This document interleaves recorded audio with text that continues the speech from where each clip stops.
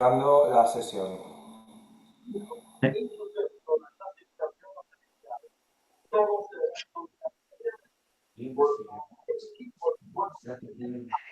Sí, a ver, un momento que silencio. Sí, Vale. ahora.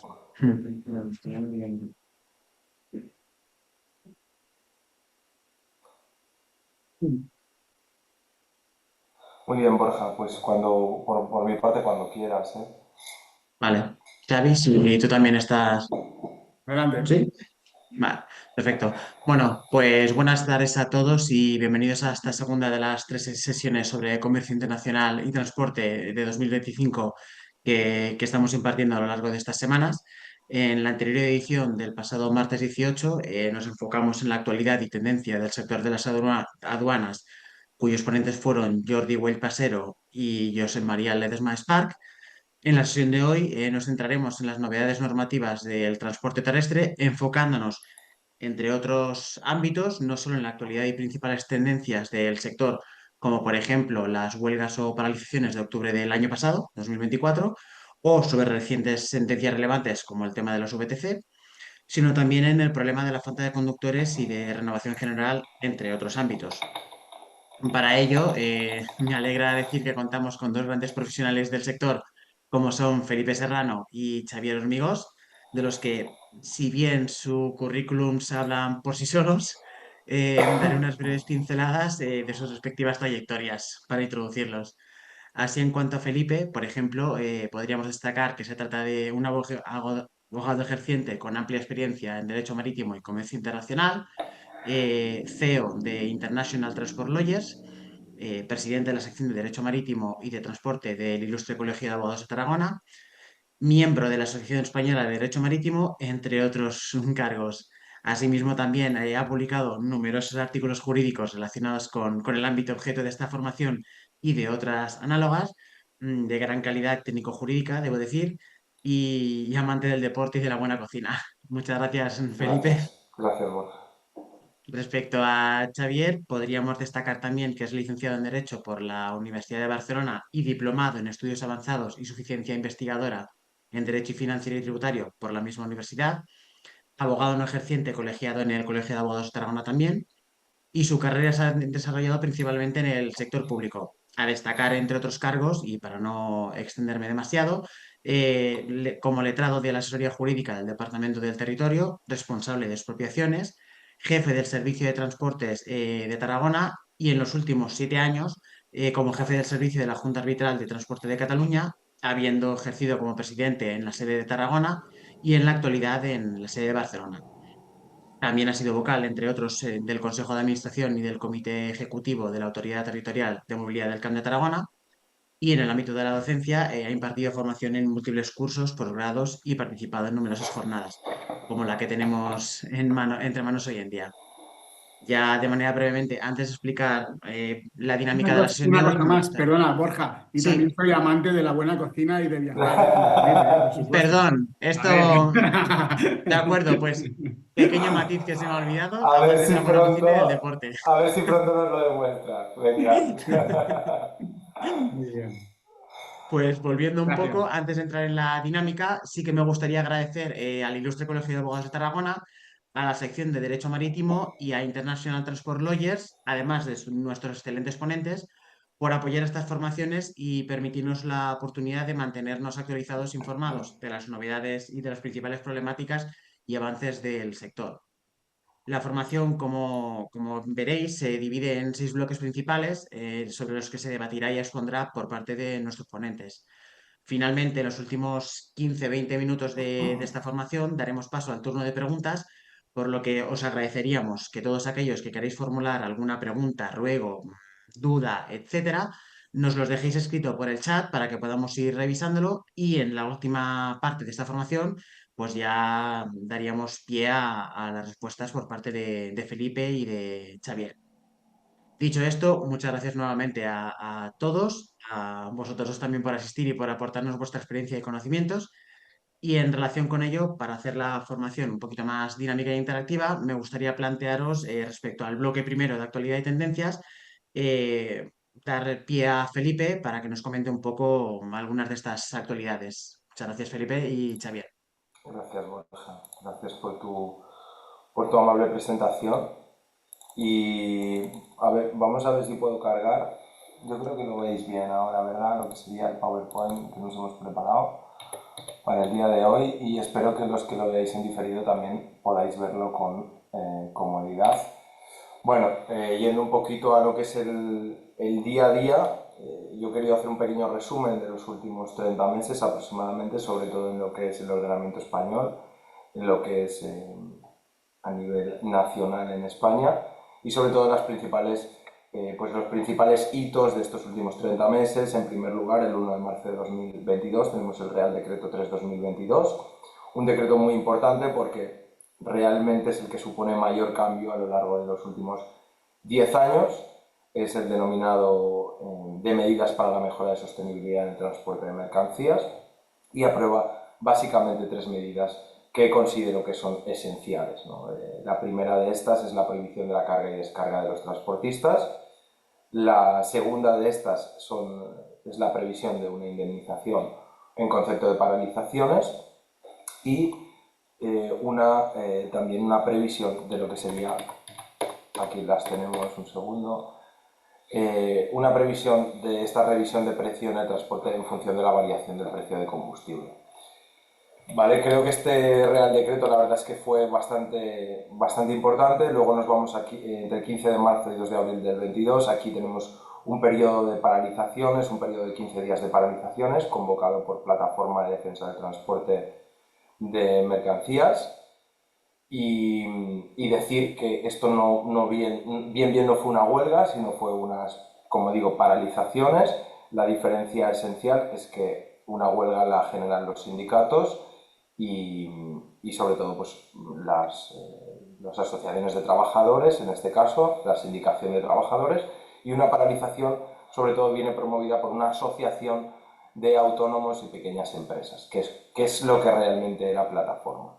Luego nos vamos al 30 de marzo de 2022, que se aprueba el Real Decreto 6/2022 sobre la bonificación en gasóleo. Y luego ya tenemos otra convocatoria de huelga el 14 de noviembre de 2022. Así como hito importante, a lo largo de 2023 no he querido destacar demasiado, fue un año bastante tranquilo.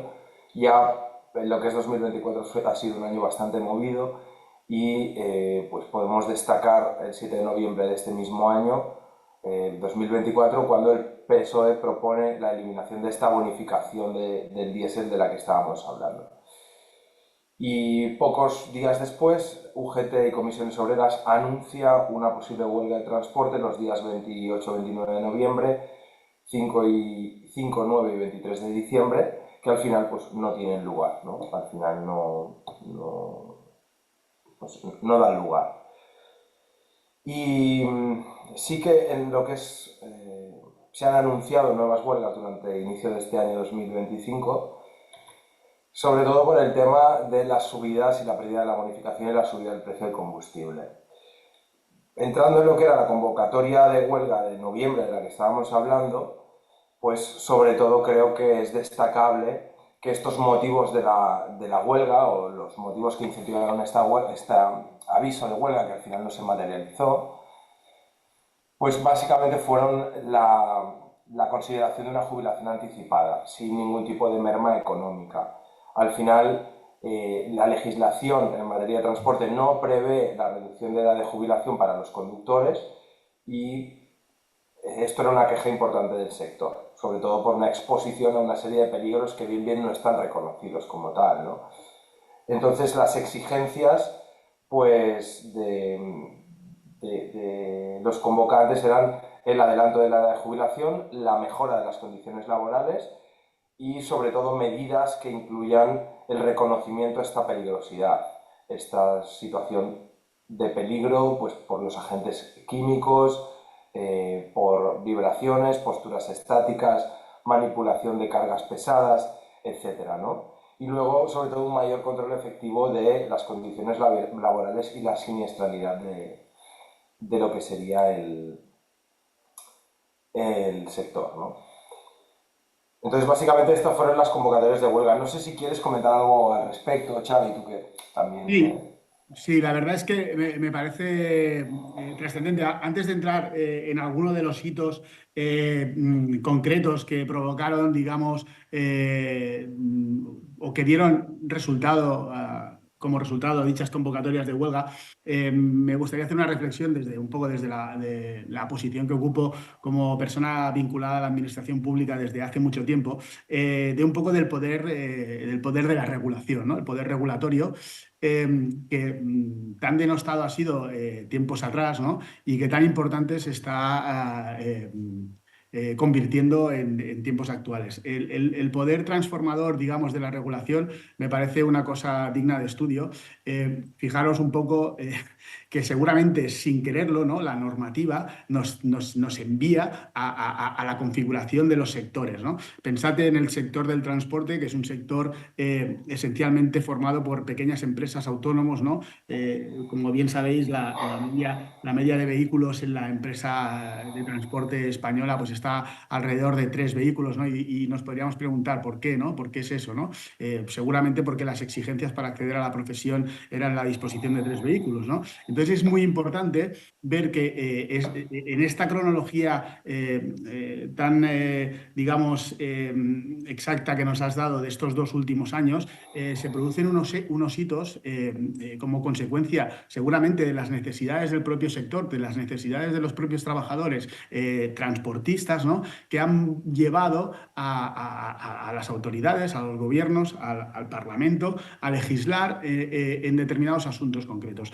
Has pasado así un poquito de puntillas por 4 que yo quiero reseñar y resaltar porque me parecen importantísimos, que son la cuestión de la carga y la descarga en el transporte, eh, caballo de batalla de las operaciones de transporte, caballo de batalla de los transportistas que causa verdaderos o que causaba verdaderos perjuicios y lo sigue causando a dichos transportistas que están sometidos al albur de los cargadores, ¿no? Y de los destinatarios a la hora de esos procedimientos de carga y descarga. No solo en cuanto a los tiempos, que también has hablado del tema de las paralizaciones, que la paralización como tal ya se recogía desde el año 2009 en la Ley del Contrato de Transporte Terrestre e incluso anteriormente, tirando de la Orden de Condiciones Generales, era posible reclamar por paralización. Lo que pasa que lo que hace la Ley 15/2009 es objetivizar dicha paralización y decir a partir de 2 horas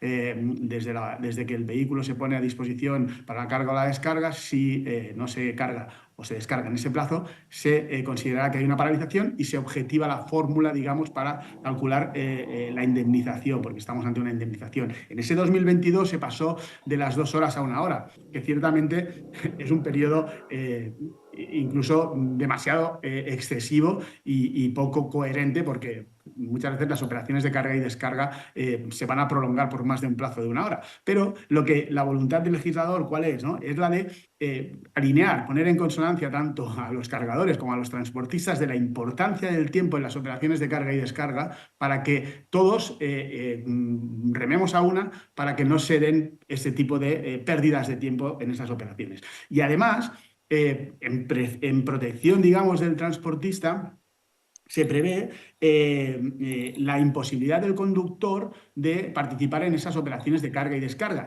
y la necesidad de que se facture independientemente si es que el transportista tiene que colaborar en las operaciones de carga y descarga y siempre a través de un auxiliar o un colaborador, nunca a través del conductor. Es decir, el conductor conduce, no carga y descarga. El conductor tiene sus propias funciones y si el cargador o el destinatario necesitan de la participación del transportista para dichas operaciones de carga y descarga, las tiene que contratar y pagar aparte, ¿vale? Esto es una cuestión muy importante. El tema de la revisión de los precios del combustible también ha generado algún volumen de reclamaciones en las juntas arbitrales, menos de los que nos pensábamos, la verdad. Y una cuestión que también es muy importante es la modificación que hubo en relación a la posibilidad de, en aquellos contratos de transporte continuado, revisar precios cuando se esté pagando por debajo del precio de coste de las operaciones de transporte, que es una cuestión peliaguda que pensábamos que iba a dar lugar a más litigiosidad y en realidad, como mínimo en el ámbito de las juntas arbitrales, no se ha dado. Nosotros hemos tenido muy poquitas reclamaciones. Pero sobre todo un poco para cerrar, ¿no?, esta primera idea, ¿no? El poder de la regulación. El poder de la regulación para cambiar los hábitos, para cambiar las prácticas, para llevar nosotros, digo administraciones públicas, digo poder legislativo, al sector del transporte a donde nos interese, a esa modernización, a esa eficacia, a esa sostenibilidad, ¿no? Sostenibilidad no desde el punto de vista solo medioambiental, social, económica, ¿no? ¿Dónde los queremos llevar? Vamos a regular para encaminarnos a esa dirección, ¿no? Y bueno, de momento me quedo ahí. Sí, ya se ha adelantado bastantes Sí. cositas de las que iba a hablar sobre pues bueno, la nueva regulación y demás, así que perfecto porque damos pie ya a seguir avanzando con un poco la previsión que tenemos para hoy. Mm. Sí, si os En este parece, primer bloque, perdona Borja, disculpa, en este primer sí. bloque teníamos también pensado hablar un poquito de las VTCs y del fenómeno del taxi. No sé si hay un interés especial en este tema, si queréis que haga una Sí, breve claro, por pincelada supuesto, Sí, sí, por sí. supuesto. de la cuestión. Mira, pensad que desde el punto de vista de la Administración Pública, de la Dirección General de Transportes, el tema del taxi es un caballo de batalla impresionante. O sea, yo me acuerdo cuando entré en el Servicio Territorial de Transportes de Tarragona hace 17, 18 años, que me dijeron, una crisis en el sector del taxi puede hacer caer a un director general, ¿no? O sea, y luego, a lo largo del tiempo, me he ido dando cuenta de la importancia del sector del taxi y me he ido dando cuenta de la conflictividad que puede generarse cuando hay una situación, digamos, de enfrentamiento, de choque entre dos sectores que a día de hoy compiten por una misma oferta, ¿no? Por una misma demanda, perdón. ¿Qué pasó? Y os lo explico para mí muy rápidamente, que el origen, digamos, de las VTs, los taxis y de las VTCs es totalmente distinto. O sea, unos nacen para prestar un servicio de interés general, es un servicio público impropio, que es el taxi, ¿no? Y otro nace para dar servicio a unas necesidades específicas, por así decirlo, de un servicio de transporte de lujo, tal cual, con un conductor, además, con un conductor que presta un servicio específico, ¿no? Bueno, durante muchos años más o menos se convivió en esa coexistencia pacífica hasta que las normas, digamos, de la Unión Europea introdujeron la obligación a los Estados miembros de que se introdujeran cambios para esa liberalización o flexibilización de determinados ámbitos en pro de la libertad de empresa y de favorecer la competencia. ¿Qué pasa? Que cuando eliminamos de las VTCs los requisitos de vehículos de lujo, potencia, características, precontratación, etcétera, pues estamos acercando en demasía esa tipología de servicio a la misma demanda. Al final, la demanda de un taxi y de una VTC a día de hoy en Barcelona es prácticamente la misma. ¿Qué pasa? Que además, con todos esos cambios normativos, han habido una serie de sentencias que además han ido, entre comillas, digamos, dando la razón no a la VTC porque la VTC tenga razón, sino dando la razón a ese fomento de la competitividad, libertad de empresa, ¿no? De manera que prácticamente los requisitos que se habían previsto históricamente para acceder a las VTCs han ido desapareciendo. Con lo cual, a día de hoy, confluyen, pues en Barcelona, por ejemplo, 14.000, o en Cataluña, 14 o 15.000 taxistas, 14.000 y pico taxistas por 3.000 y pico VTCs, ¿no? Cuando se preveía en su día que la ratio fuese 1,30, o sea, la ratio a día de hoy es 9,30 prácticamente, o sea, tenemos una VTC por cada 3 taxis, ¿no? Claro, esto genera esa fricción y esa fricción ha ido pues, en aumento, en aumento, en aumento. Y veremos desde la propia administración pública se está trabajando en una regulación que será dificilísima porque es un sector en el que cuando estiras por aquí se tuerce por allá, ¿no? Y entonces va a ser una normativa que a mí me gustará ver cómo acaba saliendo porque requiere de unos equilibrios extraordinarios. Por ahí en medio pues hubo una sentencia en el Tribunal de Justicia de la Unión Europea en el 2023, que fue súper importante. Ha habido una sentencia del Constitucional que se carga el tema de la precontratación. Ha habido sentencias en el Supremo y en el TSJ que hablan de la libertad de empresa y de la eliminación de requisitos, y prácticamente solo se pueden establecer cortapisas o limitaciones a la prestación de los servicios de VTC por razones justificadas de tipo medioambiental, de ordenación del tráfico y de ordenación de los espacios. Y en esas estamos a día de hoy, ¿de acuerdo? Poco, si luego a alguien le interesa el tema de las VTCs, pues podemos entrar un poquito más. Pero por cerrar, porque el tema daría para Sí, daría para Sí. la hora entera. Entonces, también, bueno, también hay una sentencia bastante reciente sobre, el si no me equivoco, transporte. sí, bueno, sobre la posibilidad de transportar mercancías, entre comillas, paquetería, mercancías, a este sector, ¿no? Y Sí. creo que es... hay mucha gente que considera qué novedad, pero para mí no introduce ningún tipo de novedad, es algo que ya se venía contemplando desde hacía bastante tiempo. ¿Qué? Por favor, a todos los Sí, asistentes, si podéis, sí, tranquilo, eso, ya está, ya gracias, si está. podéis quitar el audio para que no se corte la comunicación, os lo Ya agradeceríamos. está, ya Perdona, está. Felipe. Nada. Bueno, pues yendo un poquito a lo que íbamos, ¿no? Por revisar un poco lo que es el transporte en España en datos, básicamente tenemos unos 26.000 kilómetros de vías transitables, aproximadamente hay unos 260.000 vehículos de transporte pesado y para un total de 365.000 vehículos profesionales dedicados al transporte de mercancías. Y deciros que en esta configuración ya, como apuntaba el compañero Xavi Hormigos, pues prácticamente el 50% de las empresas son autónomos y el 30% tienen menos de 5 camiones, con lo cual empresas grandes del sector prácticamente habrá entre un 3 y un 5%. No tenemos, España no es un país de macroempresas en el mundo del transporte, no predominan. Aquí el tejido más importante son, como os digo, empresas, pequeñas y medianas empresas y flotas de 3 camiones de promedio. Sí que queríamos destacar, por ir avanzando, el tema de la DANA. Es un tema que si hablas de prácticamente de lo que sea, de economía, de transporte, de política, hay que hablar de este tema, porque bueno, lo tenemos desde hace 90 días, estaba aquí, estaban nuestros amigos de Valencia con el barro hasta el ombligo, y yo creo que es digno de comentar, y creo que además tiene una repercusión en el mundo del transporte, que es a lo que hemos venido a hablar en esta sesión, muy importante. Prácticamente vemos, os he señalado un poquito, ya veis el mapa, al final la Comunidad Valenciana en origen y destino supone un 15% aproximadamente del volumen de mercancías nacionales que se mueven a nivel nacional, pero es que, como veis, por la Comunidad Valenciana confluyen transportes, digamos, de lo más variado en todo el territorio, ¿no?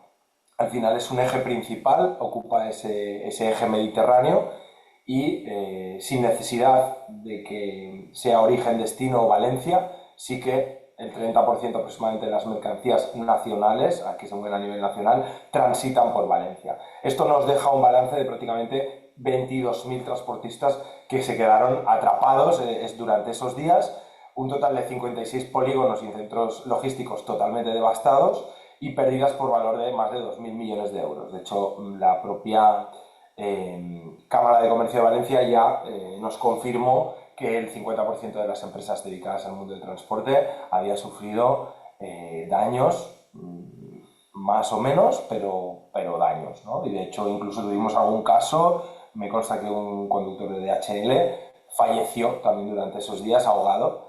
Entonces, pues vemos, ¿no? Vemos que el tema de la DANA también supuso además un retraso considerable que se arrastró durante el mes de noviembre y diciembre de 2024, ¿no? Y esto yo creo que era digno de destacar.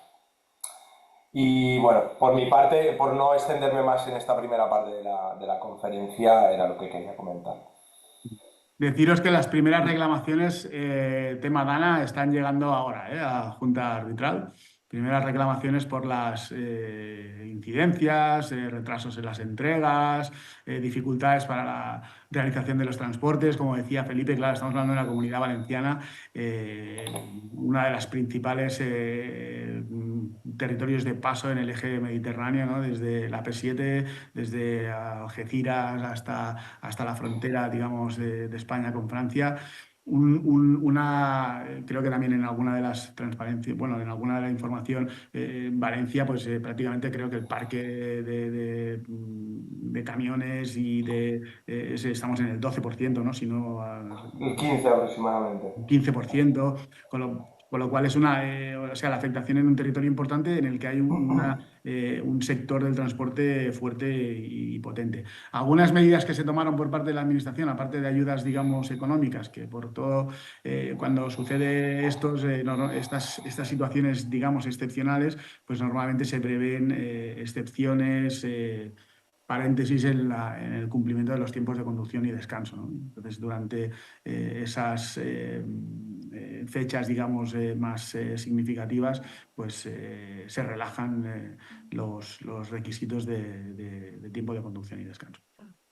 Bueno, si os parece, dado el impacto de la DANA en el transporte y evidentemente a nivel económico, daría también para hablar amplio y tendido y aún nos queda mucho camino también en cuanto a las juntas arbitrales, reclamaciones e impugnaciones, pero como aún tendremos ocasión de hablar y si alguien está interesado puede formular las preguntas que considere, si os parece continuamos avanzando con la parte del bloque 2 en cuanto a paquete de movilidad. Para que podáis comentar al respecto, pues en cuanto al tema de fases de implantación, transposición en Sí, España, sí. etcétera. Y es que he querido prepararme el PowerPoint porque si no me pasa mucho que empiezo a charlar y divago un poco, ¿no? Y entonces digo, voy a ir al grano porque tenemos una hora y sobre todo dar pinceladas, pero de valor. He intentado sobre Sí. todo transmitir valor en estas sesiones, ¿no? Ya las veáis en directo o por diferido, pero sobre todo que sirvan al oyente. Para mí el paquete de movilidad, pues son ese conjunto de medidas, ya lo dice la propia palabra, que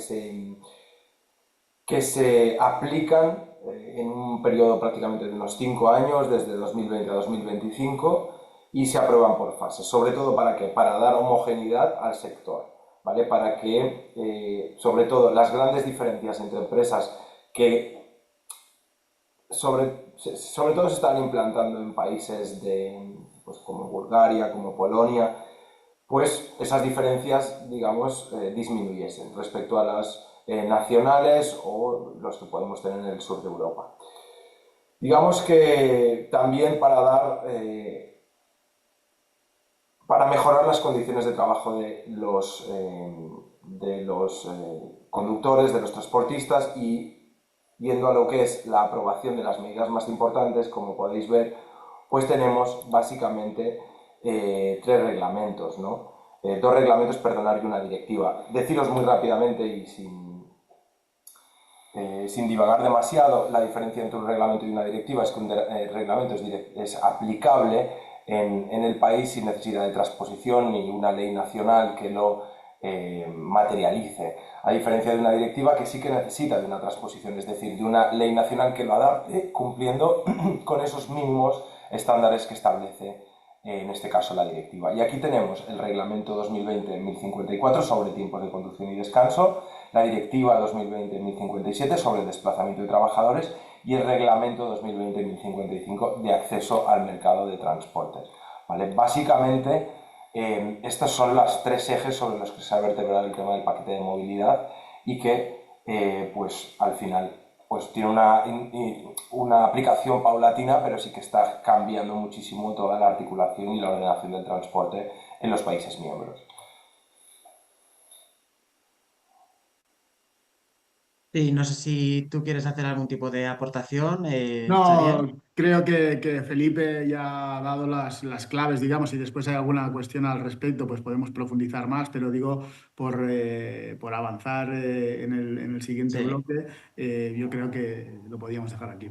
Sí que puntualizar que tenemos una sentencia muy reciente de noviembre del 2024 que determina que la medida de la obligación de retorno al país de origen cada 8 semanas, queda totalmente tumbada, es decir, queda anulada esta disposición, ¿de acuerdo? De la Directiva 2020-1057, ¿vale? Esto es una sentencia del Tribunal de Justicia de la Unión Europea y lo importante de la interpretación de esta directiva es que sea el propio conductor el que pueda elegir dónde efectuar estos descansos y no se le imponga que sea el centro de producción o que sea su domicilio habitual. Él pueda escoger con libertad y pueda, pues, al final decidir dónde quiere efectuar sus descansos. Esto iba un poco deciros que los países del este están haciendo mucha fuerza para tumbar todo este paquete de movilidad. Han impugnado cantidad de disposiciones y de estos reglamentos y directivas. Lo han hecho de forma sistemática. ¿Por qué? Porque evidentemente estas ventajas competitivas las destruye sus ventajas competitivas, con lo cual ellos han ido a saco contra cualquier disposición que iguale estas condiciones de mercado. Sí es cierto que sobre todo ha tocado una tecla importante, yo creo, con este tema, que es el de el medioambiental, ¿no? Y es que si teníamos que generar un regreso cada 8 semanas, el coste medioambiental podía ser mayor. Y esta es la tecla que a Europa pues probablemente le haya sensibilizado más para tumbar para atrás todas estas disposiciones. Pero vamos, todo el régimen de desplazamiento de trabajadores, la prohibición de la descarga, todo esto sigue para adelante, pero tiempos de descanso, que sepamos que esto va para adelante. Bueno, al final es importante si es para mejor y aunque haya que pelearlo, pues para eso, de eso se trata, al final de intentar Ah, tocar la tecla adecuada para lograr los objetivos. Y un poco, Esta medida, cierto, como dice Felipe, ¿no? Desde el punto de vista de la sostenibilidad medioambiental y desde el punto de vista de la libertad de empresa y de la organización empresarial, era difícilmente asumible por parte Claro. del Tribunal de Justicia de la Unión Europea y además con la beligerancia con la que dichos países del este pues, habían planteado, pues, bueno, por la lógica idea de mantener sus ventajas competitivas, ¿no? Al final se trata un poco de igualar, ¿no? De tener un régimen común en la prestación de los servicios de transporte, la protección social, ¿no? Que las condiciones de los trabajadores sean las mismas en todo el territorio de la Unión Europea. Y bueno, y evidentemente eso choca contra pues las distintas regulaciones de los distintos Estados miembros y de las distintas realidades de cada uno de ellos, ¿no? Y unos remarán en favor de y otros remarán en favor de. Sí. Y aquí se trata de buscar ese equilibrio, Ese ¿no? equilibrio entre los intereses pues, particulares y los intereses generales de cada Estado miembro y de la propia Unión Europea, sin duda, exacto. sin duda. Y un poco también, si os parece, siguiendo ya con el hilo, ya que hemos hablado del tema del paquete de movilidad y Felipe y Xavi, la verdad es que nos han hecho un resumen, yo creo que excelente y muy concreto de la situación actual y de la problemática que supone también que puede suponer este paquete, por lo que han comentado de los diferentes intereses y llegar a este punto intermedio. Si os parece, continuamos siguiendo con la actualidad normativa también y en concreto una orden y un real decreto que creo que son interesantes al hilo de esta conversación y esta temática para ver si nos podéis dar un poco vuestra opinión y análisis al respecto de estas directivas o de estos cuerpos normativos, mejor dicho. Sí, a ver, sobre todo, yo lo que he Así intentado es que, haceros, sí, yo os he hecho un pequeño resumen sobre lo que se ha aprobado en 2023 y 2024 para que lo tengáis aquí y se haga constar. Al final, leer sabemos todos, así que entiendo yo. Así que aquí lo tenéis en el propio PowerPoint, lo podéis ver y consultar. Para mí, pues ya veis, ¿no? Eh, mm, Sobre todo, destacar la nueva la propuesta de ley de movilidad sostenible, que ya va a ser aprobada durante los próximos meses, aunque esta tenga una aplicación en transporte de pasajeros, pero sí que creo que va a cambiar un poquito la configuración de este sector. ¿Y cambios relevantes? Pues no tenemos muchos cambios muy relevantes, la verdad. No los tenemos. Para mí el gran choque, como apuntaba Xavi Hormigos, y tampoco voy a extenderme en esto, viene del Real Decreto 3/2022. Este para mí cambia un poquito la configuración orgánica del sistema de transporte español, ¿no? Y por esta prohibición de la carga y descarga. Para mí, me lo había preparado un poquito, pero oye, no lo has podido definir mejor, Xavi, de verdad. Sí, sí, salvo determinadas excepciones, que esto sí que no lo hemos comentado, es decir, los conductores no pueden efectuar la carga y descarga. ¿Por qué? Porque no habían, sobre todo por un tema de coberturas, por un tema de seguridad en la conducción también, porque si luego, después de descargarme los palés de un contenedor, tengo que cogerme otra vez carretera y volverme volverme otra vez para la central logística, pues la verdad, es un peligro. Y además que no cubría, los trabajadores tampoco tenían cubiertos los riesgos inherentes a esta carga y descarga. Entonces, por eso, como ha comentado Xavi, se tiene que hacer con un personal aparte, se tiene que facturar aparte y ya no entran dentro del servicio de transporte. Tema de indemnizaciones por paralizaciones, pues como ya sabéis, Xavi ya os ha comentado, son a partir de una hora, 60 minutos, a mí también me parece poquísimo. Estas paralizaciones significan que voy a descargar o a cargar y en una hora no me han puesto la mercancía para que nos entendamos dentro del camión. Esto pues, es muy complicado, es muy complicado de cumplir. ¿Cuáles son las indemnizaciones que se prevén? Pues se prevé una indemnización del doble del IPREM, ¿vale? Básicamente son 40 euros con un límite de 400 euros diarios. En el primer día, en el segundo día, 50 euros con un límite de 500 euros, en el tercer día, 60 euros con un límite de 600 euros diarios. Esto es lo que hay, ¿no? Y otra cuestión importante, el tema de tacógrafos, bastante importante. El tema del tacógrafo inteligente. Hay mucho lío con la implantación del tacógrafo inteligente. Para que nos aclaremos. Los tacógrafos pueden ser analógicos y de disco o inteligentes, ¿vale? O de nueva generación. Estos analógicos, a nivel nacional, tú puedes tener analógico o digital. Es decir, la legislación nacional nos permite tener un tacógrafo analógico. Pero si vamos a hacer transporte internacional, tenemos que utilizar un tacógrafo inteligente, un tacógrafo digital.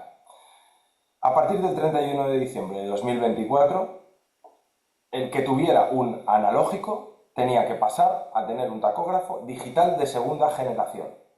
Todos los que tenían tacógrafos digitales de primera generación, a partir del 31 de agosto de 2025, tienen que tenerlo de segunda generación, ¿vale? Aquí os hemos puesto un poquito el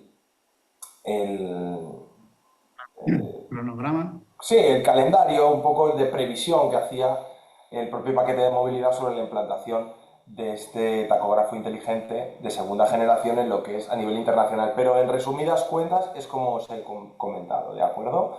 Y deciros que ahora la Administración puede requerirnos hasta un total de 56 días. Antes eran 28 días, es decir, nos podían parar en carretera y pedirnos los análisis, la acreditación de los 28 días de ruta, ahora se han extendido a 56. Y bueno, por mi parte, esto es lo que os tenía que comentar sobre novedades y actualización normativa, ¿eh? De Hay acuerdo. algunas dificultades en cuanto al suministro de tacógrafos de segunda generación y ello está dando lugar a que se tengan que establecer medidas transitorias para la efectiva implantación. El otro día, no las conozco exactamente, pero el otro día escuchaba conversación de los compañeros de inspección en ese sentido, ¿no? Y entonces esos plazos se está jugando también un poco en función de la verdadera disposición de dichos tacógrafos, ¿no? Porque parece ser que el mercado no está tan preparado como para suministrar todos los tacógrafos que serían necesarios. Xavi, ¿y se está sancionando entonces? Entonces ahí yo creo que hay algunas indicaciones para ser un poco más flexible en ese sentido. Vale. Porque ya te digo, no sé si es a nivel de instrucciones, lo puedo preguntar y lo puedo mirar si fuese de interés, ¿no? Pero sí que hay ahí algunos periodos transitorios que se están estirando un poquito por esta problemática de falta de disponibilidad. Vale. Sí, bueno, Perdón, Felipe, si No, vas no, a no, al hacer final algo. es callar y escuchar porque, Xavi, tú estás Sí, dentro de todo esto, claro, ¿sabes? O sea, somos unos privilegiados de poder escuchar tu opinión sobre esto porque al final nosotros nos remitimos al Real Decreto de turno, a la orden de turno y pues tú conoces más los entresijos, así que cuéntanos, ¿no? claro. Cuéntanos porque nos interesa. Sí, de hecho Y iba a proponer, ya que hemos comentado también un poco, hemos hablado de la pequeña actualidad normativa que ha habido en el sector, también hemos hablado del tacógrafo, hemos hablado también, ha hecho mención Felipe, a la ley de movilidad sostenible, pero me gustaría, si os parece, tocar el tema ya, la otra cara de la moneda, el tema de los expedientes sancionadores e incidencias habituales y cómo se están gestionando o cómo se podrían gestionar tanto desde la perspectiva y el conocimiento de Xavier, como luego ya hablando un poco más a nivel jurídico-técnico con Felipe. Bien, digamos que el control y la inspección y el régimen sancionador son el reverso, digamos, de la moneda de la regulación, por así decirlo, ¿no? Primero regulamos, ordenamos el sector, dirigiéndolo hacia unos determinados objetivos e intereses y a partir de ahí controlamos. Como bien sabéis, como consecuencia de las indicaciones también de la Unión Europea, se elabora anualmente un plan un plan de inspección que las comunidades autónomas están, digamos, obligadas a ejecutar, a cumplir, a desarrollar. Y dentro de ese plan de inspección, pues se realizan tanto actuaciones de inspección de empresa como actuaciones en carretera. En las actuaciones en carretera, evidentemente, contamos con el inestimable apoyo de las fuerzas y cuerpos de seguridad, porque el cuerpo de inspectores de la Generalitat o de las otras comunidades autónomas o incluso del Ministerio, pues evidentemente presenta unas ciertas limitaciones y además necesitamos para determinados actos ir acompañados de las fuerzas y cuerpos de seguridad. Y luego contamos con una potente inspección de empresa que se encarga, digamos, de requerir a las empresas, tanto de viajeros como de mercancías, para que nos faciliten una serie de información y esa información es analizada para ver que las empresas cumplen efectivamente con las normas que vamos incorporando, casi todas, digamos, desde el ordenamiento europeo para en pro de conseguir esa igualación de requisitos, esa mejora de las condiciones sociales, esa mejora de la seguridad en el transporte, ¿no? Eh, para que os hagáis una pequeña idea, Cataluña, en el ámbito de la inspección de empresa, revisa alrededor de 140, 150.000 jornadas anuales. Es decir, se requiere a las empresas para analizar del orden de esas 140, 150.000 jornadas. O sea, que analizamos, leemos y vemos si las empresas cumplen con los tiempos de conducción y de descanso.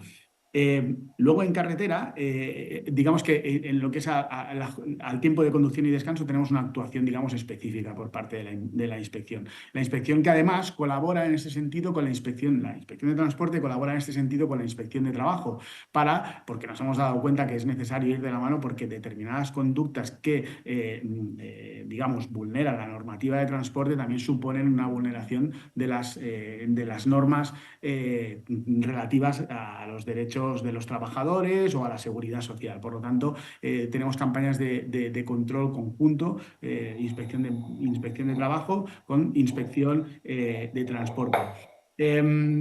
A nivel de cuatro números, que siempre son así un poco interesantes, a nivel de inspección en carretera, por así decirlo, y de expedientes tramitados por Xavi, parte ¿quieres que te pinche las estadísticas? bueno, más o menos las tengo en cabeza, pero bueno, sí, o sea, la idea es un poco para que os hagáis la idea, es que anualmente se denuncian unas 18.000 infracciones en carretera y de esas 18.000 infracciones, pues se acaban, estos son datos de Junta Arbitral, se acaban incoando pues de alrededor de 16.000 expedientes sancionadores, que no quiere decir que todos ellos acaben en una sanción, pero que la actuación, la actividad inspectora tiene su importancia como contrapeso, digamos, de esa normativa reguladora, ¿no? En cuanto a los tops, greatest hits en el ámbito de las sanciones, pues básicamente todas aquellas relacionadas con los tiempos de conducción y descanso, que representan aproximadamente pues,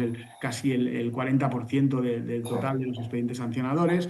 Luego tenemos las relacionadas con los tacógrafos, ¿no? Pues, las manipulaciones de tacógrafos, la falta de las averías luego tenemos también un importante número de expedientes sancionadores por exceso de peso, ¿no? Estos ya requieren de una actuación más activa por parte de las fuerzas y cuerpos de seguridad porque requiere el pesaje de las mercancías, ahí colaboran esos servicios de inspección con básculas móviles, en controles que se hacen en carretera y también la falta de título habilitante, aunque os parezca extraño, se hace bastante transporte sin autorización. Bueno, igual que se conduce sin permiso de conducir, etcétera, ¿no? Pues hay un tanto por ciento también significativo, alrededor del 9% de expedientes sancionadores por falta de título habilitante. Ahí estamos hablando en global, ¿eh? Todas estas estadísticas son en global, tanto en el ámbito de los viajeros como en el ámbito de las mercancías, ¿no? Bueno, eso es un poco el mapa de calor de las infracciones en el ámbito de Cataluña. Si tenéis alguna duda al respecto, se puede comentar. Y bueno, no he entrado en las horquillas de las infracciones, porque bueno, ya sabéis, infracciones leves, graves, muy graves, ¿no? O sea, en la inspección de empresa verdaderamente se pueden realizar inspecciones que pueden, y por ahí requieren de un análisis muy detallado por parte de la administración, porque un análisis de una gran cantidad de discos o de tiras de tacógrafo digital pueden dar lugar a muchísimos expedientes sancionadores, ¿no? Y entonces hay que ver un poco, a veces nos encontramos con situaciones en las que hay que tener un poco de flexibilidad y llamar a la empresa para decir, hacer como una inspección de Hacienda, ¿no? Por así decirlo, ¿no? Oye, a ver qué está pasando aquí, ¿no? Porque a veces a lo mejor pues puede haber errores o malos entendidos por parte de las empresas. Pero al final es la actividad, digamos, coercitiva o sancionadora es como la parte necesaria para que todo este engranaje de regulación y ordenación funcione correctamente. Sí, claro, claro. No obstante, es importante también las dos labores, ¿no? El palo y la zanahoria. Yo creo que eso es importante, ¿no? Bueno, Porque si no educamos, enseñamos y hacemos esa parte propedéutica, al final es un pozo sin fondo y el único ánimo va a ser el recaudatorio. Entonces, creo que aquí lo más importante para mí es la seguridad, una materia esencial. Creo que es la esencia, ¿no? Y luego ya vemos otras cuestiones. No sé si... A ver, un segundito, por favor. Que estoy teniendo algunos problemas con la cámara. Me está generando un parpadeo. A ver. Os quería compartir. En fin, Xavi, claro, ha comentado lo que serían los aspectos o aquellos aspectos más para con la administración y yo os iba a comentar aquellos aspectos sobre todo que pueden preocupar más pues al transportista, ¿no? En este caso al conductor, al transportista. Creo que esto es importante, ¿no? Ver las dos versiones o las dos intereses contrapuestos, sobre todo para poder converger en cuestiones, ¿no? Y la administración puede entender al usuario, el usuario puede entender a la administración y qué objetivos se persiguen conjuntamente. Y entonces, aquí básicamente, ¿qué es lo que preocupa al sector? Pues una cuestión esencial era el tema de la deslocalización en terceros países. Era un tema que estaba, pues que era relativamente preocupante y esa competencia que se estaba generando de terceros países, sobre todo de Bulgaria, Polonia, Rumanía, Hungría, donde estos salarios son muy inferiores y estas condiciones laborales parten de un estándar inferior. Entonces se están produciendo evidentemente un fenómeno de deslocalización y del que luego hablaremos, y no hay un relevo generacional, ¿no? Esto es un problema que preocupa al sector. Otro problema que preocupa al sector es el tema de la carga y la descarga, precisamente por lo que os he comentado, porque no estaba asegurada. Entonces, era un tema esencial. Otro tema importante también para el conductor, el chofer medio, el transportista efectivo es el tiempo de espera. Evidentemente, estar tras un trayecto de 9 horas, tener que esperar 6, 7, 8 horas o incluso pasar una noche para que te ponga en disposición la carga, en este caso el cargador, o para poder descargar, pues la verdad era un problema. Por fin se reguló con la ley 31, con el Real Decreto 31/2022 y bueno, considero que esto era un problema bastante importante. Luego otro problema era el tema de las demoras en el pago, es un tema súper recurrente, ¿vale? Súper recurrente. Y pues bueno, tenemos una norma que nos impide pagar a más de 60 días. Esto tenemos que decirlo. Yo os quería compartir un poco lo que son sanciones. Sanciones porque es importante. No sé si estáis viendo el PowerPoint, si lo podéis ver. Sí. Vale. Bueno, pues la propia ley 13/2021 establecía una serie de sanciones que son bastante graves. Desde el despacho hemos tenido varios casos, sobre todo de empresas sancionadas por estos incumplimientos de pagar a más de 60 días. ¿Vale? Es una cosa, es un pez que se muerde la cola y es una, digamos, una dinámica de todo el sector. Y entonces, o cortábamos esta dinámica o se seguiría pagando a 90 días, 120 días. Estábamos en 2016 aproximadamente en 80 días de promedio de pago. Y esto para Europa es prácticamente inaceptable. Tenemos que entender que muchas de las empresas son pequeñas y medianas empresas, o el autónomo medio, que si no le pagas en 120 días, para ser claro, pues tiene grandes probabilidades de palmar. Esto es así, esto es así. El típico transportista con un camión, 2 camiones o empresa de 3 camiones, al final tiene una afectación en todo este cash flow, en toda esta caja, que le impide sobre todo cumplir también con los plazos con sus propios proveedores. Entonces es una cadena, como digo, que se estaba extendiendo. Entonces la imposición de las sanciones es seria.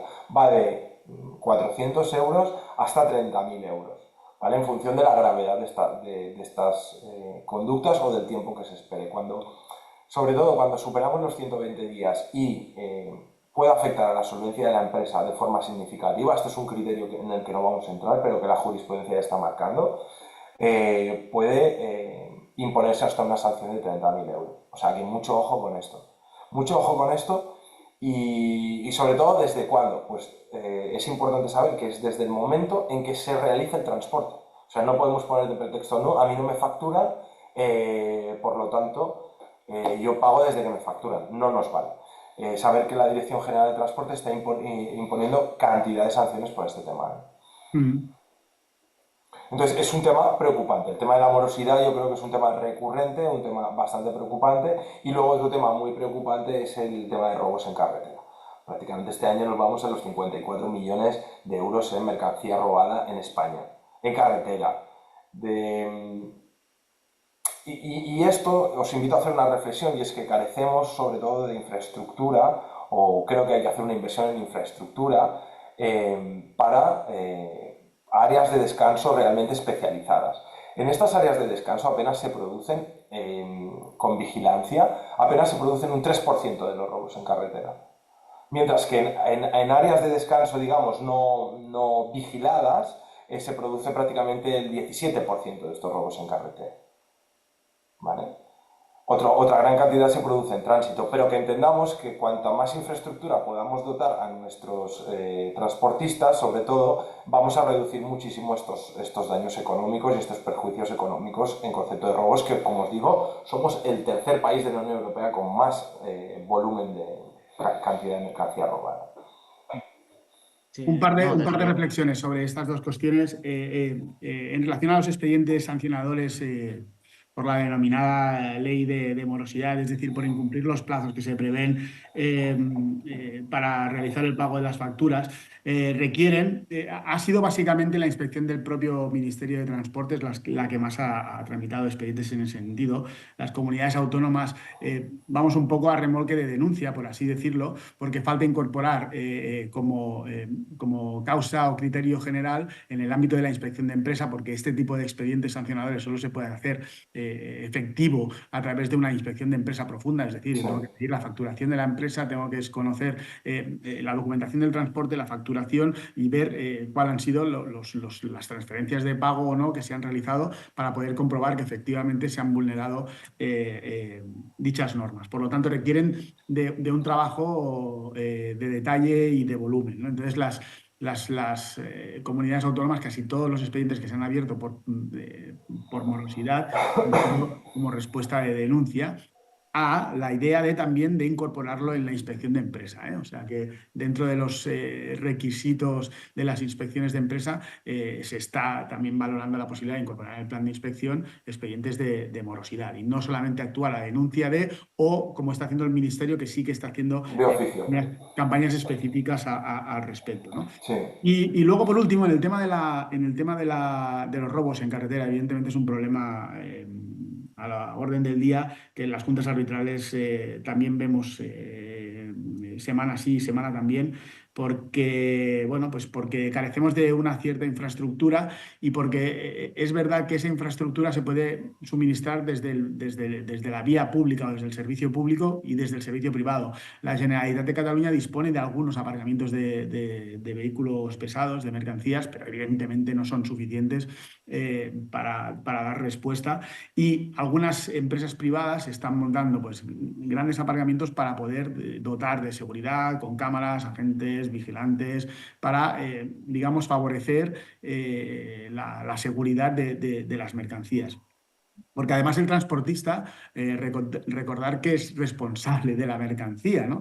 Y como responsable de la mercancía, y por así decirlo, si aparca en cualquier sitio, evidentemente un robo no le va a exonerar de su responsabilidad porque digamos que no habrá actuado con la diligencia debida. Y en segundo lugar, incluso hay muchas sentencias que consideran que determinadas actuaciones pueden ser constitutivas de dolo eventual y que se rompan los límites de responsabilidad del propio transportista. O sea, es un tema que es importante. El transportista no puede aparcar en cualquier lugar, pero necesitamos dotarle de lugares seguros, ¿no? Claro. Vamos a encontrarnos con esta pescadilla que se muerde la cola, es decir, tenemos un problema, sabemos dónde está el problema, pero tenemos que dotarle de posibilidades y de soluciones al transportista. Que a día de Sí, es que al hoy, final es también. claro. Sí, es que al final es lo que habéis comentado, es que si no sé, o sea, está muy bien que hayamos regulado el tema de la carga y descarga, protejamos a nivel de salud y medioambiental al transportista, se establezcan también unos tiempos de espera, la propia jurisprudencia vaya desarrollando, pero si luego tenemos un índice de robos y de altercados de este tipo tan elevado como nos ha puesto de manifiesto Felipe, pues todo el trabajo previo realizado, como que le falta una pata a la silla. O sea, al final esto tiene que ser un conjunto. Entonces, Cuando yo estudiaba Derecho Marítimo, había un profesor que siempre nos decía, mira, lo peor que puede pasar es que haya fuego en el buque, porque tienes a un lado el océano y al otro el fuego. O sea, la decisión es terrible. Pero es que yo os digo, cuando un transportista, y ahora sí que lo digo desde la empatía, tiene que cumplir con unos tiempos de conducción y descanso y no sabe, y le quedan 30 minutos de conducción y no sabe dónde parar su camión para pasar a hacer su descanso, esto genera un problema. Al final esto genera un problema evidente. Porque, ¿qué hacemos? ¿Paramos en un sitio bajo el propio riesgo del transportista para cumplir con estos tiempos y que luego, si me inspeccionan dentro de 40 días, 50 días, no me sancionen o bien me arriesgo a que me roben la mercancía? Entonces, al final, todos estos procesos lo que generan es sobre todo es una falta de atractivo en la profesión. Si queréis luego lo comentamos, pero aquí hay un problema de relevo generacional. Y en la Ley 31-2000, en el Real Decreto 31-2022, en la exposición de motivos, dice claramente, y a mí me pareció muy innovador que lo hiciera así, faltan al orden de 15.000 conductores profesionales en España. Que un Real Decreto ya te esté diciendo esto, es que quiere decir que tenemos un problema, ¿eh? Tenemos un problema de relevo generacional. Luego, si queréis, lo comentamos. Pero para sí, de mí, hecho tenemos sí, un bloque específico también para estos temas, porque además es un tema que considero Y que es si queréis, Borja, un importantísimo. poco por viendo también la hora y si queréis Sí, enlazar, como hemos abierto Sí, este bloque, evidentemente hay un déficit estructural de falta de conductores en toda Europa, no es un problema solamente de España, y diría que en todo el mundo prácticamente, ¿no? Ese déficit viene dado por varios motivos. Es básicamente la falta de relevo generacional. Muchos de los conductores de mercancías y de viajeros están jubilándose o próximos a la edad de jubilación, como muestra lo que hablábamos de las huelgas, ¿no? Uno de los requerimientos de los trabajadores era la posibilidad de jubilarse con 60 años porque la profesión tiene unos riesgos inherentes pues, a la misma, ¿no? Que hacen que haya una cierta penosidad o peligrosidad en dicho trabajo, cosa que valga decir que redundará aún más en el problema de la falta de conductores. Es decir, si anticipamos la jubilación, que no digo que no sea una medida que haya que tomar, pero evidentemente si jubilamos anticipadamente, este problema no hará más que acrecentarse, acentuarse. Tenemos en el ámbito de toda la Unión Europea, fomentar la incorporación de nuevos conductores, hacer más atractivo el sector, ¿no? Esto que se dice siempre, incorporar a la mujer en un sector del transporte que a día de hoy prácticamente es residual su presencia en cuanto a la conducción, ¿no? Está por debajo del 14% en el ámbito de viajeros y aún menos en el de mercancías. Cuando la presencia, digamos, de la mujer en el ámbito de la empresa de transporte es superior y evidentemente en el ámbito de la población activa, pues muchísimo superior. Hay que hacer atractivo este sector tanto para los jóvenes como como para las mujeres. Hay que armonizar normativamente las formas de acceso. Dificulta bastante que por un lado tengas que obtener el permiso de conducción, por el otro lado el CAP, las diferentes normativas que tenemos en los diferentes estados europeos. El problema que además se nos ha generado con uno de nuestros solucionadores tradicional, que era la importación de conductores de terceros países, ¿no? A día de hoy, esos conductores de terceros países, hablamos de viajeros, hablamos de mercancías, necesitan la obtención del CAP para poder trabajar aquí. No tenemos un sistema de homologación de los certificados de aptitudes profesionales de esos terceros estados, por lo tanto, tenemos que hacer trabajo, aunque sea a nivel bilateral, estatal o desde la propia Unión Europea. Ya hay iniciativas para coger diferentes estados, analizar detalladamente cuáles son los requisitos de acceso a la profesión en esos estados para ver cómo se podría homologar esa formación y qué requerimientos de formación se necesitaría, es decir, hacer cursos parciales, es decir, no sé, por decirte, si en Marruecos, en Egipto, en otros países del ámbito, digamos, de la influencia europea, pero que no están dentro de la Unión Europea, hay una formación específica de conductores que se necesita para complementarlo. O sea, tenemos muchísimo trabajo. Yo creo que principalmente tampoco hemos sabido dar respuesta al acceso desde la formación a los jóvenes, digamos, desde la formación profesional o desde la formación dual, para que sea atractivo incorporarse al mercado laboral. Hay que dignificar la profesión, hay que hacerla atractiva, hay que destacar la esencialidad de la condición de conductor. A día de hoy los conductores son trabajadores esenciales, se vio en la pandemia, ¿no? Necesitabas conductores porque necesitabas mover mercancías y luego necesitabas mover viajeros. Por lo tanto, son profesiones que podríamos considerar prácticamente esenciales.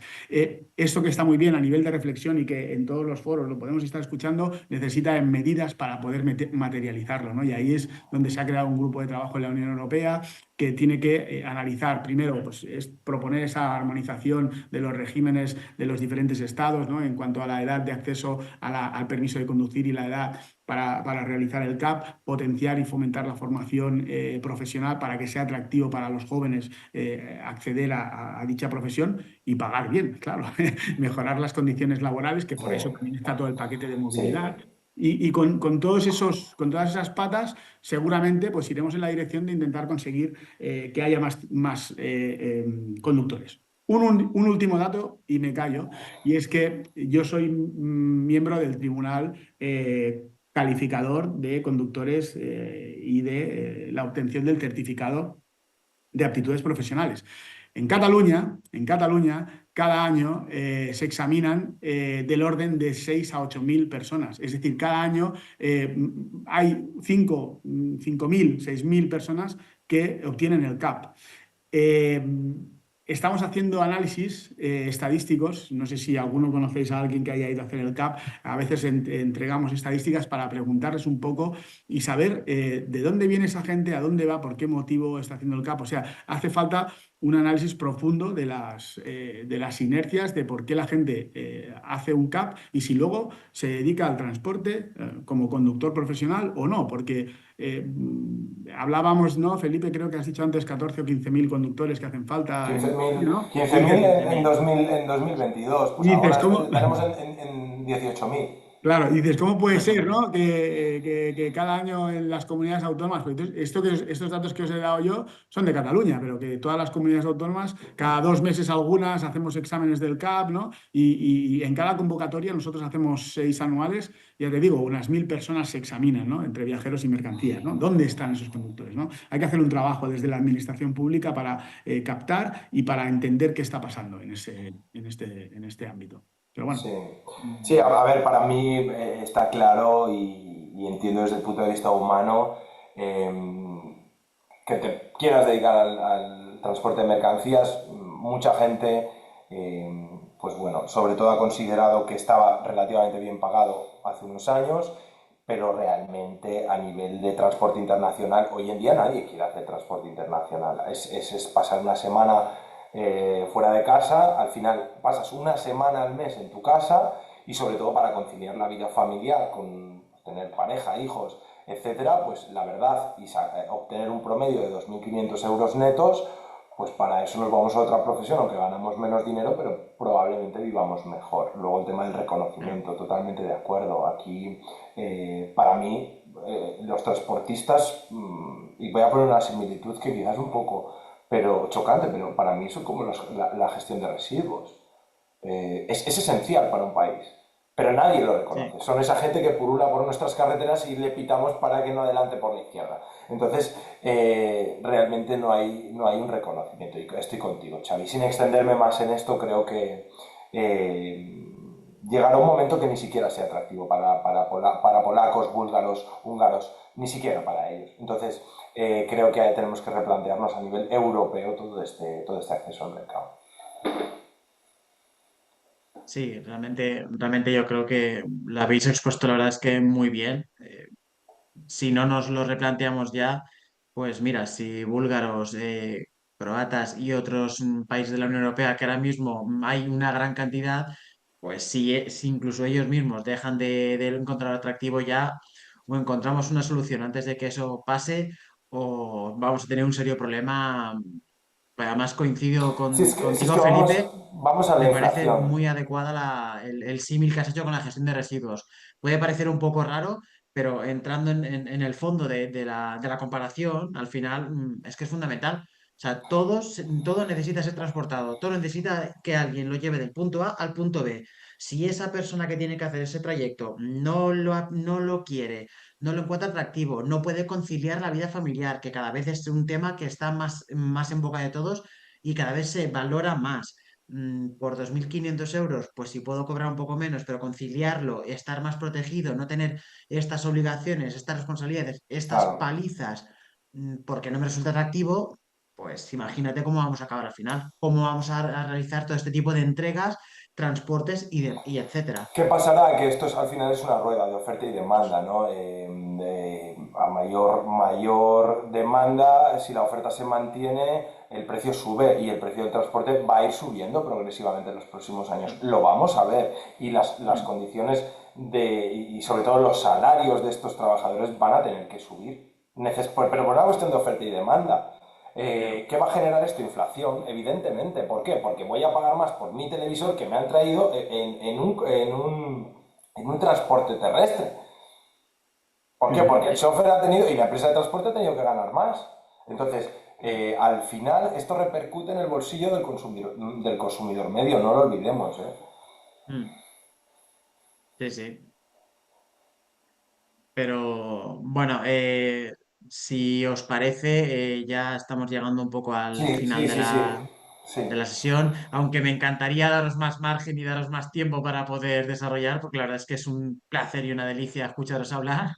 Si os parece, damos turno a la ronda de preguntas y ruegos, a ver si alguno de nuestros oyentes quiere aportar algo o quieres averiguar alguna cosilla sobre lo que han comentado Felipe y Xavier y que nos lo comuniquen. Y si no, pues pregunto yo, pues, que yo tengo alguna pregunta por ahí en el Empieza tú tintero si al quieres, respecto. Borja, claro que sí. Vale, pues mira, sí que es cierto que lo habéis comentado un poco en la ponencia, esta formación, pero en relación con el tacógrafo, me gustaría saber si es necesario acreditar estos 56 días de ruta en el tacógrafo. Es decir, si ¿es necesario acreditar estos días Vale. de ruta? Sí, Si es sí. Bueno, en principio la inspección en carretera te puede pedir, como ha dicho bien Felipe, hasta hace poco los 28 días anteriores y Mm, se ha ampliado hasta los 56 y por lo tanto tienes que estar en disposición de poder demostrarlo en carretera, sí, sí. sí, sí, si Pero en tenéis caso de... un Si es Sí, analógico, analógico con perdona. discos, si es analógico con discos, si es un tacógrafo digital, pues con la descarga de las oportunas jornadas, sí, sí. y si es digital, tendrías que llevarlo impreso o de alguna manera, claro, No, las hace puedes falta No. descargar en acreditarlo. el momento, las puedes Las descargar en el descargas, momento, las imprimes. De todas formas, incluso la propia inspección tiene elementos de control para poder acceder y descargar pero bueno, si no es imprimirlas, imprimir claro. las tiras digitales. Ujú. Con la tarjeta de transporte vinculada al tacógrafo y ya está. Ujú. Y en el otro caso, en el analógico, guardar los 56 discos. Esto es básicamente, Borja. Vale, perfecto. Vamos, que no te libras. Al final, en resumidas cuentas, que ya está bien. Y bueno, también otra pregunta. No hemos tocado bien uno de los puntos, pero se ha mencionado y se ha hecho hincapié en el tema de las juntas arbitrales en otros de los bloques que hemos tratado. Sí que me gustaría, Xavier, sobre todo para ti, que nos hicieses un poquito de un breve resumen de en qué supuesto sería obligatorio acudir a la Junta Arbitral de Transporte y cuándo tendría carácter potestativo. Ujú.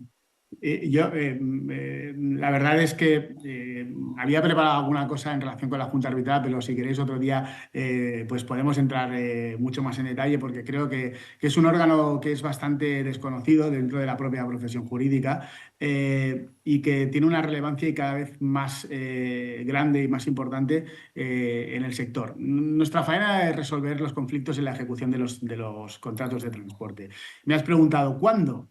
Pues somos un mecanismo que excluye la jurisdicción ordinaria. Es decir, si las partes no han pactado nada, el órgano competente hasta 15.000 euros es la Junta Arbitral de Transporte. Es decir, si tú como cargador has firmado un contrato con un transportista para el transporte de un palé de ropa y pasa algo con ese palé de ropa, si no has pactado ningún sometimiento expreso a, a la jurisdicción ordinaria o si no has pactado ningún sometimiento expreso a algún tipo de arbitraje especial para resolver ese conflicto, por aplicación de la Ley de Ordenación del Transporte Terrestre, las juntas arbitrales somos competentes. O sea, somos un mecanismo alternativo de resolución de conflictos, pero en realidad somos un mecanismo excluyente de la jurisdicción ordinaria en la resolución de conflictos. Hay un sometimiento presunto al arbitraje de transporte, hasta esos 15.000 euros. A partir de los 15.000 euros se necesita un sometimiento expreso. Las partes tienen que estar conformes de que sea la Junta Arbitral la que resuelva.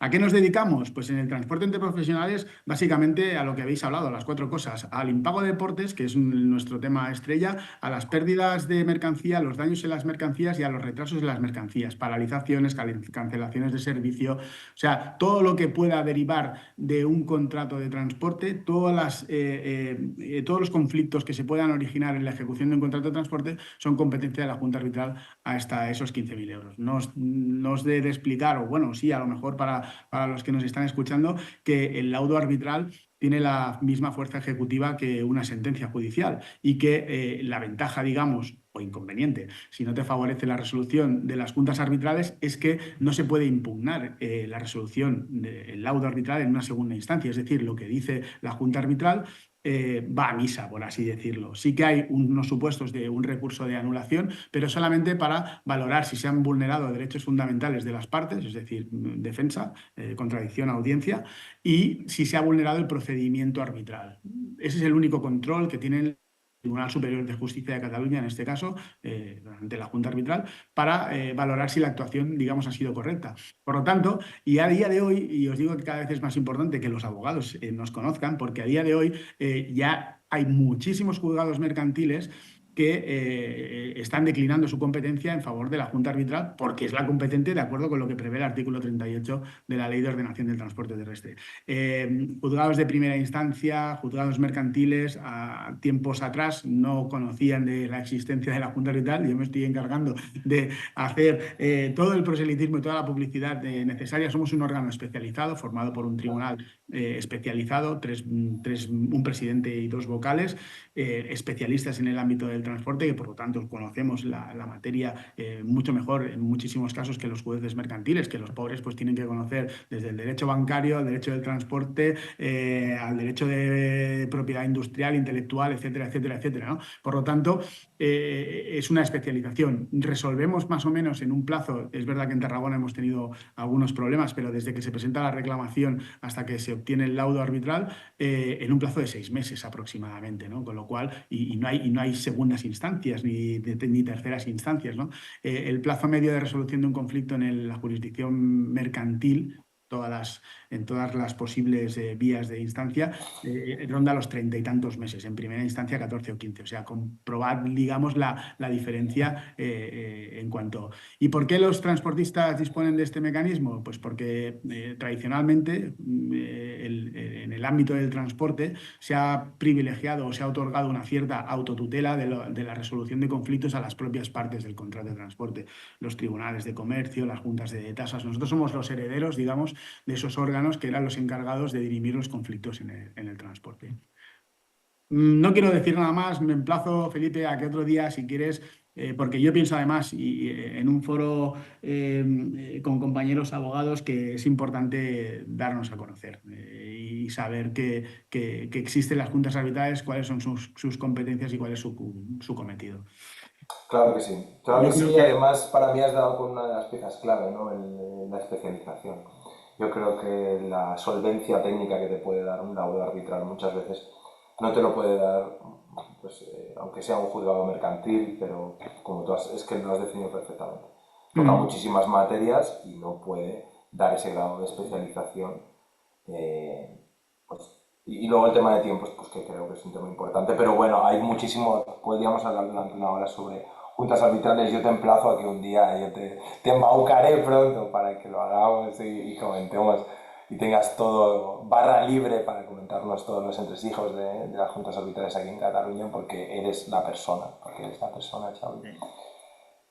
Bueno, Sí. muchísimas gracias, la verdad, Felipe, por darme la oportunidad de estar con vosotros, de charlar un rato así distendidamente sobre los temas que tanto nos interesan en relación con el transporte.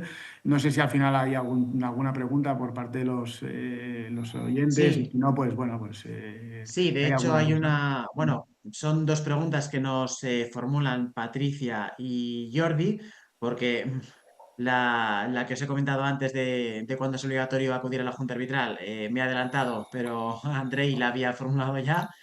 Pero voy a hacer estas 2 preguntas en una para un poco agilizar, porque van un poco a la par. Básicamente son, en el caso de las sanciones administrativas por el pago de facturas a más de 60 días, si ha habido muchas sanciones. Y la otra pregunta que nos formula en este caso Patricia es que nos estamos encontrando con transportistas que emiten la factura de más de 30 días desde que se presta el servicio. ¿Qué hacer en este caso? No os puedo facilitar este dato concreto. Ya os digo que que ha sido más el ministerio el que ha puesto el dedo en la llaga en este asunto y por lo tanto no tengo los datos del ministerio y que en Cataluña ha sido a raíz de inspecciones concretas de empresa. No tengo datos del número de expedientes sancionadores, evidentemente no está en los expedientes más recurrentes de los que os hablaba con anterioridad. No os puedo facilitar ese dato, ¿no? Y lo que, si quieres, Felipe, contestar la segunda de las preguntas, ¿no? En cuanto, ya lo he explicado antes, ¿no? O sea, el plazo es desde que se presta el servicio de transporte, Sí, no vale con no emitir la factura, claro. establecer en la factura un vencimiento a 90 días, la norma es la norma y es clara, ¿no? Y aparte de la Ley 3/2004, pues tenemos aquí, que tiene sus efectos en cuanto a los intereses moratorios, ¿no? Tenemos aquí qué efectos tiene en cuanto a la posibilidad de iniciar un expediente sancionador, ¿no? Que son las dos patas, digamos, de la misma voluntad del legislador. Primero, compensar a quien cobra tarde y segundo, castigar a quien paga tarde. Paga tarde. Sí, Es un poco básicamente. la... sí. Pues bueno, pues estas eran las últimas preguntas. Muchas gracias tanto a los asistentes por venir, como a vosotros dos como expertos en la materia por participar y por darnos esta velada. Y nuevamente agradecer tanto al Ilustre Colegio de Abogados de Tarragona, a la sección de Derecho Marítimo y Transporte y en especial también a todo el equipo técnico y profesional de ITL por ayudarnos a que este ciclo de formaciones esté siendo un éxito.